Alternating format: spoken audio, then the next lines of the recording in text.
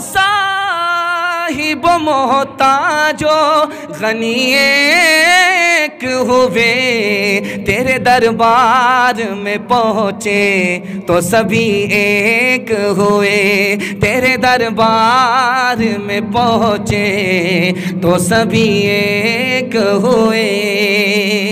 सुकून कहाँ मिलता है, ये राज मैं आपको बताने के लिए जा रहा हूँ। आप लोग सुनने के लिए तैयार हैं? सुकून ससुराल में मिलता है। हाथ उठाइए, इंशाल्लाह वहीं रहेंगे। ये देखिए, ससुराल में सुकून मिलता है। सबने हाथ उठाया। बताइए, आप लोग दिमाग से भी तैयार रहिए। आप ये लोग इससे मुतमईन मत हो जाए कि इम्तिहान हमारा ख़त्म हो गया। आपके दिमाग को भी टटोला जा रहा है कि आप लोग यहाँ हैं या कहीं और पहुँच गए। ज़रा ध्यान रखिएगा, सुकून कहाँ मिलता है, ये राज मैं आपको बताने के लिए जा रहा हूँ। माइकल जैक्सन दुनिया का सबसे बड़ा डांसर था। इतना पैसा कमाया, इतना पैसा कमाया, इतना पैसा कमाया कि बैंक में पैसा सड़ने लगा। बैंक वाला हाथ जोड़ करके खड़ा हो गया, भाई अब हम आपका पैसा नहीं ले सकेंगे, बहुत पैसा हो गया। इतना पैसा कमाया। उसने कहा कि देखो, मैंने पैसा कमाया, मुझको सुकून नहीं मिला। मैंने शोहरत कमाई, मुझको सुकून नहीं मिला। सुकून कैसे मिला? जरा ध्यान रखिएगा, माइक जैसा तैसा है। ये फर्स्ट जुमा है, इसलिए आहिस्ता आहिस्ता ठीक ठाक हो जाएगा। आप लोग हमारी बात की तरफ ध्यान दीजिए, क्योंकि बड़ा प्यारा मुताला आपकी खिदमत में निकल जाएगा, आपको पता भी नहीं चलेगा। ज़रा ध्यान रखिएगा। कहा कि मैंने दौलत कमाई, मुझको सुकून नहीं मिला। मैंने शोहरत कमाई, मुझको सुकून नहीं मिला। सुकून कब मिला? मैं ईसाई था, मुसलमान हो गया, इस्लाम लाया, सुकून मिला। मस्जिद में आकर के नमाज पढ़ी, मस्जिद से सुकून मिला। उमर शरीफ हॉलीवुड हीरो था। लोग कहते हैं कि फ़िल्म देखने पर सुकून मिलता है, फ़िल्म देखने से सुकून चला जाता है। उसने कहा कि मैं 20 साल से होटल में रहता हूँ, मज़े का खाना खाता हूँ, ऐश में रहता हूँ, दौलत का अंबार है। इलेक्शन में सरकार भी हमसे पैसा कर्ज लेती है। इतना पैसा कमाया, लेकिन मुझको सुकून नहीं मिला। 20 साल से मैं होटल में हूँ, मज़े का खाना खा रहा हूँ, मज़े का कपड़ा पहन रहा हूँ, दौलत टूट करके कमा रहा हूँ, ऐश और अय्याशी में पड़ा हुआ हूँ, लेकिन मुझको सुकून नहीं मिला। सुकून किससे मिलता है? निकाह से मिलता है। सुकून कहाँ मिलता? अपने घर में मिलता है। सुकून कहाँ मिलता? अपनी बीवी से मिलता है। सुकून कहाँ मिलता? अपने बच्चे से मिला करता है। तीसरी बात बताने के लिए जा रहा हूँ, आप तजुर्बा करके देख लीजिए। मोबाइल लेकर के आप देखना शुरू कीजिए, फिल्म देखिए, इस फिल्म को देखिए, उस फिल्म को देखिए, आपकी नींद आँख से उड़ जाएगी। आपकी नींद आँख से उड़ जाएगी। आपको गोली खानी पड़ेगी तब नींद आएगी। आपकी आँख से नींद उड़ गई। जुमा का दिन था, आप आए जुमा पढ़ने के लिए, वज़ू करके दुआ पढ़कर मस्जिद में आप दाखिल हुए। अभी खुतबा शुरू हो रहा, झटके पे झटका आ रहा है। ये राज क्या है, मैं आपको बताने के लिए जा रहा हूँ। इसी से आपको अपनी मस्जिद की अज़मत का पता चलेगा कि मस्जिद कितनी बड़ी दौलत है।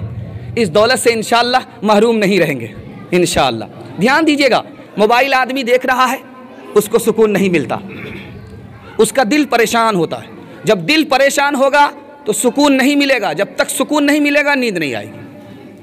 लेकिन वही आदमी जब वज़ू करके मस्जिद में आता है, खुतबा शुरू होता है, तो दिल को सुकून मिलता है। इसलिए झटके पे झटका आ रहा है, नींद आ रही है, झटके पे झटका आ रहा है। फूल पर नींद आती है, कांटे पर नींद नहीं आती।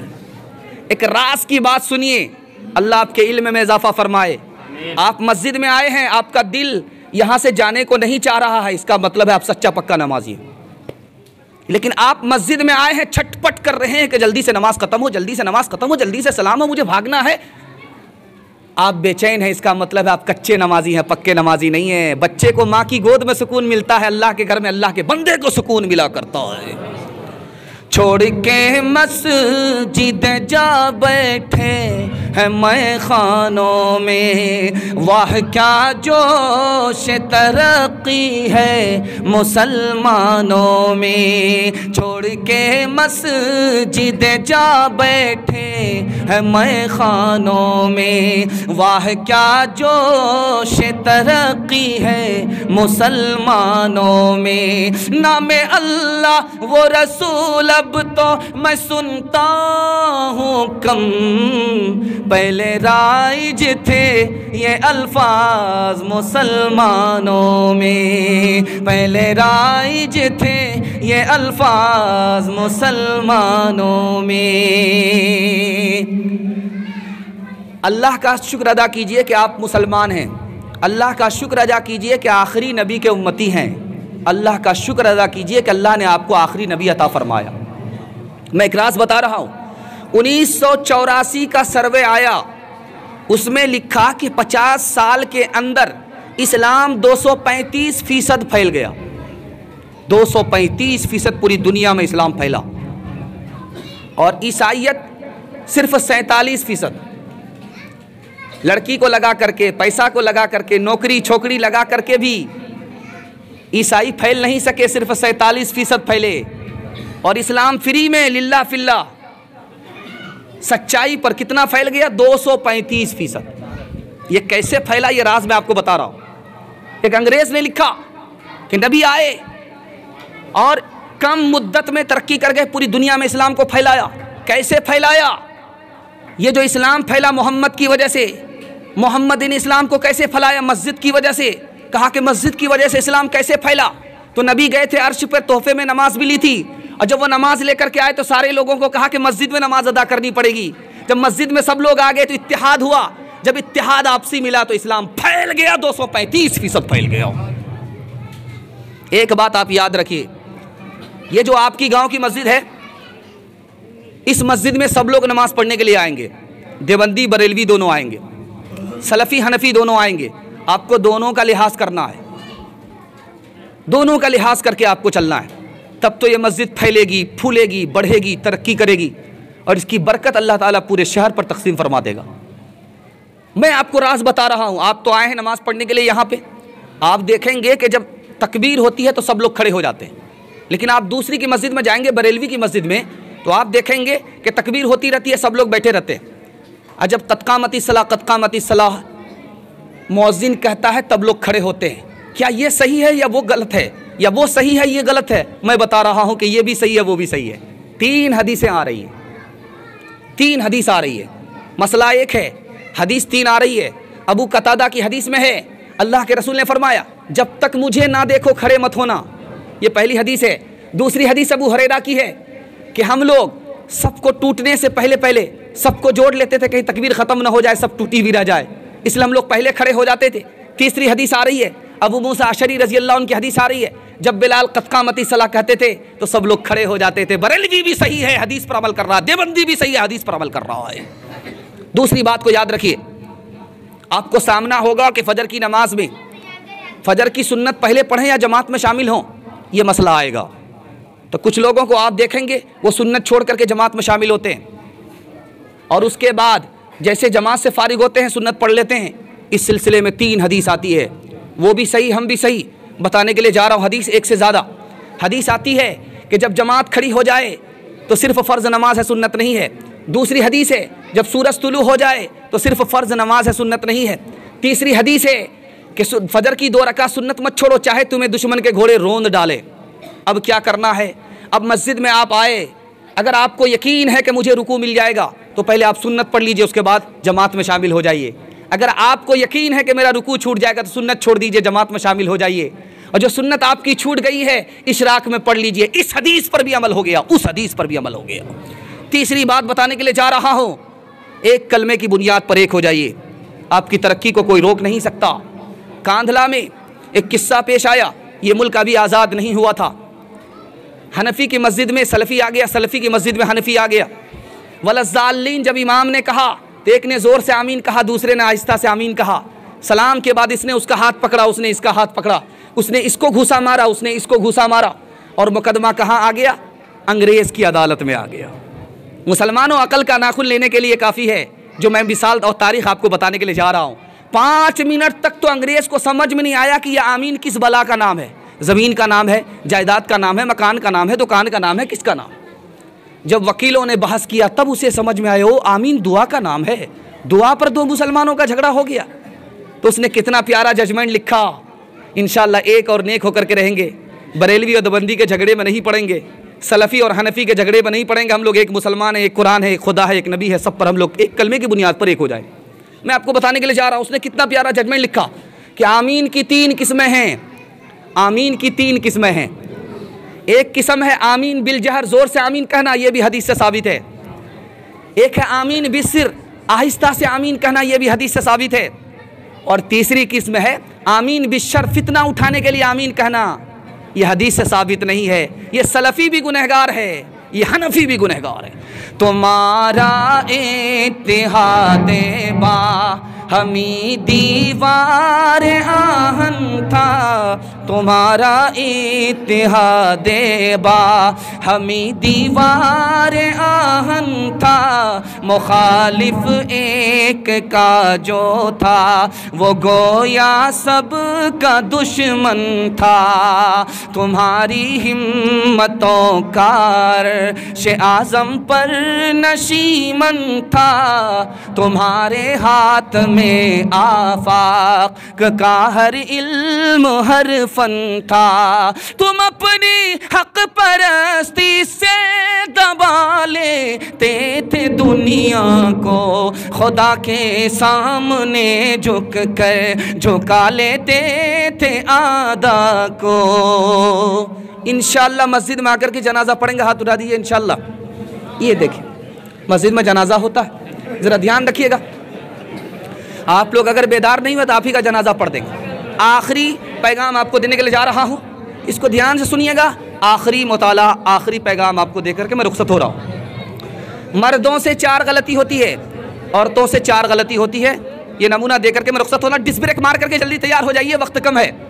एक बड़े मेहमान का सामना आपको करना है।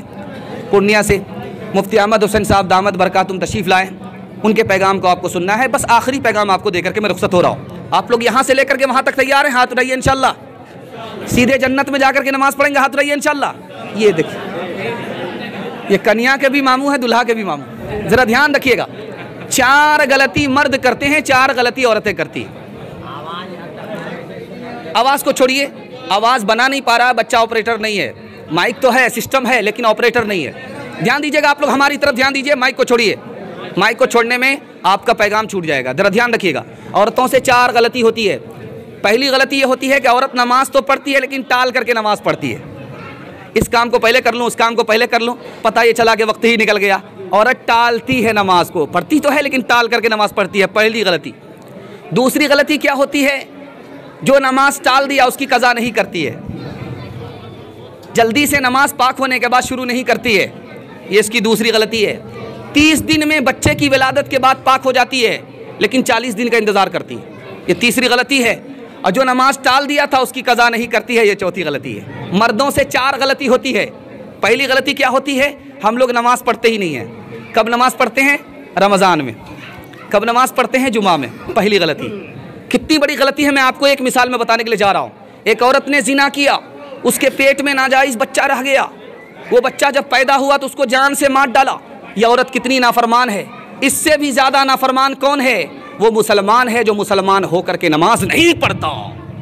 दूसरी बात बताने के लिए जा रहा हूँ, नमाज तो पढ़ते हैं लेकिन टाल करके पढ़ते हैं। असर में ज़ोहर की नमाज़ पढ़ते हैं, मगरिब में असर की नमाज़ पढ़ते हैं, और आप इसको मामूली और हल्का समझ रहे हैं। ये मामूली नहीं है। क्या है? अगर एक आदमी हज करने के लिए जाए, उसको यकीन है कि मेरी एक नमाज छूट जाएगी, हज में जाए उसको यकीन है कि मेरी एक नमाज छूट जाएगी, तो हज में जाना ही हराम है। तीसरी बात को याद रखिए, हम लोग तीसरी गलती क्या करते हैं? हम लोगों से गलती क्या होती है? गलती ये होती है कि नमाज तो पढ़ते हैं लेकिन जल्दी पढ़ते हैं, ऐसे कि मशीन है, बटन ऑन हो गया और ऑफ हो गया, चट मंगनी पट बिया। जल्दी नमाज पढ़ते हैं, बहुत फास्ट नमाज पढ़ते हैं। अल्लाह के रसूल ने फरमाया कि ये सबसे बड़ा चोर है, रुकू की चोरी कर रहा है, सजदा की चोरी कर रहा है, ढंग से रुकू नहीं कर रहा है। 60 साल भी अगर नमाज पढ़े, एक नमाज भी कबूल नहीं। अगर इसी तरह मर गया तो मोहम्मद के दीन पर नहीं मरेगा। अगर इसी तरह मर गया तो मोहम्मद के दीन पर नहीं उठेगा।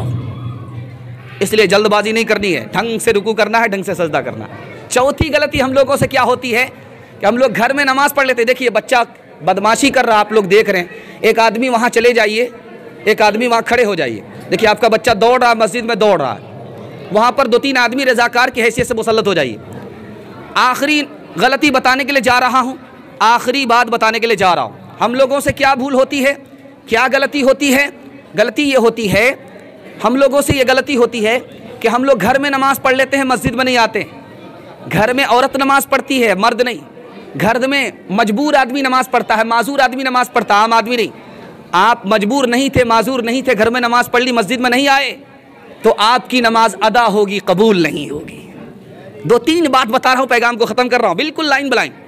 जब जनाजा उठता है तो उस मौके से जनाजा उठता है, उस मौके से आप देखेंगे ऐलान होता है। जनाजा उठता है, आप उस मौके से देखेंगे ऐलान होता है कि माफ़ साफ कर दीजिए, मुर्दा को माफ़ साफ कर दीजिए।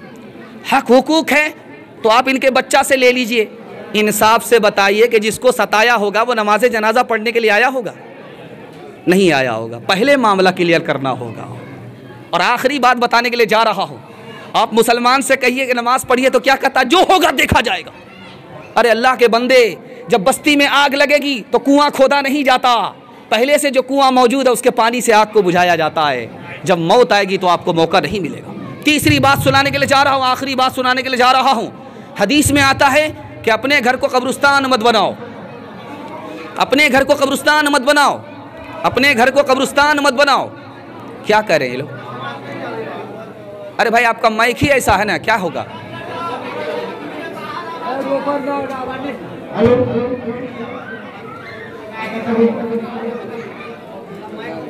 बस बस बस,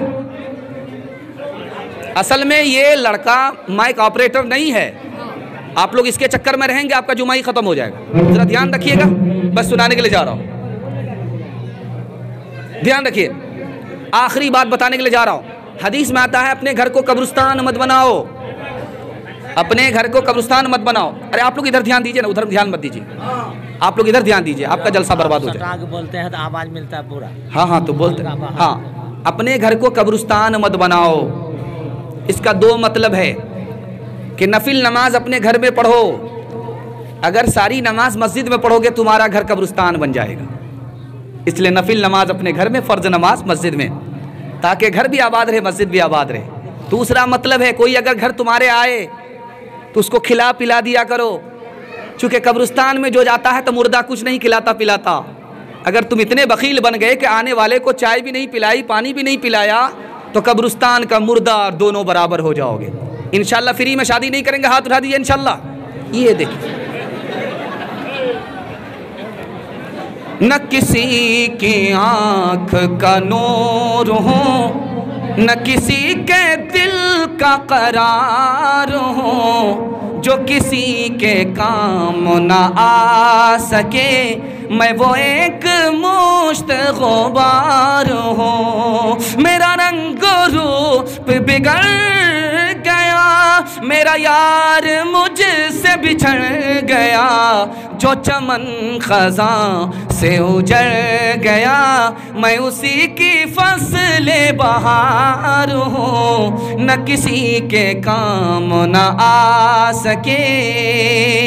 तीन काम कीजिए, तीन काम छोड़ दीजिए और वादा कीजिए कि मुकम्मल नमाज पढ़ेंगे, मरते मरते जीते जीते। हाथ उठा दीजिए, इंशाअल्लाह अल्लाह की इबादत करेंगे, रसूल की इताअत करेंगे, मखलूक की खिदमत करेंगे, गुनाह नहीं करेंगे, गलत नहीं कमाएंगे, गलत माहौल में नहीं जाएंगे। न किताबों से नवाज़ों से नज़र से पैदा, दीन होता है बुज़ुर्गों की नज़र से पैदा। नहीं सीखा इन्होंने दीन रहकर शेख के घर में, पले कॉलेज के चक्कर में, मरे साहब के दफ्तर में। व आखिरु दावाना अनिल हम्दुलिल्लाहि रब्बिल आलमीन।